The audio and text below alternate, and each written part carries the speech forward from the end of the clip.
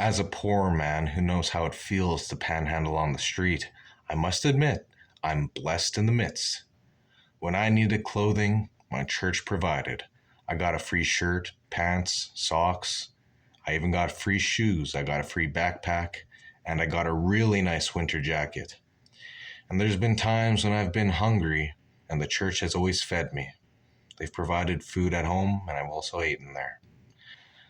The rich will be poor, and the poor will be rich. Whatever you bind on earth shall be bound in heaven. And I do believe that when I promote the gospel and tell people about Jesus Christ and give thanks for all my blessings and keep the Sabbath, that I will be rewarded for these things, indeed, as I repent and read the Bible. I know that when I enter into heaven, Jesus Christ will give me a golden crown on my head that I will gently cast before his feet. He will give me a white robe and a ring. He will give me a mansion created without hands, and he will give me a new name on a white stone.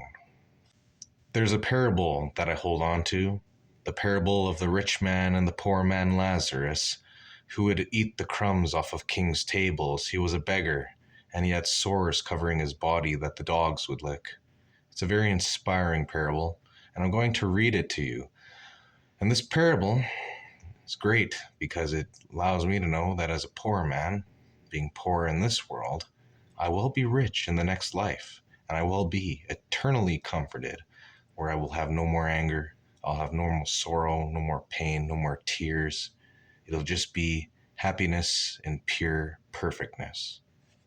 Luke chapter 16, verses 19 to 31, King James Version. There was a certain rich man which was clothed in purple and fine linen, and fared sumptuously every day. And there was a certain beggar named Lazarus, which was laid at his gate, full of sores, and desiring to be fed with the crumbs which fell from the rich man's table. Moreover, the dogs came and licked his sores. And it came to pass that the beggar died, and was carried by the angels into Abraham's bosom. The rich man also died, and was buried. And in hell he lifted up his eyes, being in torments, and seeth Abraham afar off, and Lazarus in his bosom. And he cried and said, Father Abraham, have mercy on me, and send Lazarus, that he may dip the tip of his finger in water, and cool my tongue, for I am tormented in this flame.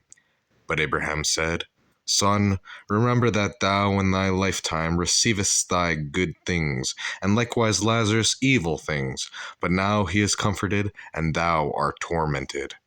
And beside all this, between us and you there is a great gulf fixed, so that they which would pass from hence to you cannot, neither can they pass to us that would come from thence. Then he said, I pray thee therefore, Father, that thou wouldest send him to my father's house, for I have 5 brethren, that he may testify unto them, lest they also come into this place of torment. Abraham saith unto him, They have Moses and the prophets, let them hear them.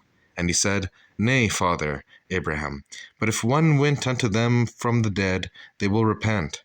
And he said unto him, If they hear not Moses and the prophets, neither will they be persuaded, though one rose from the dead.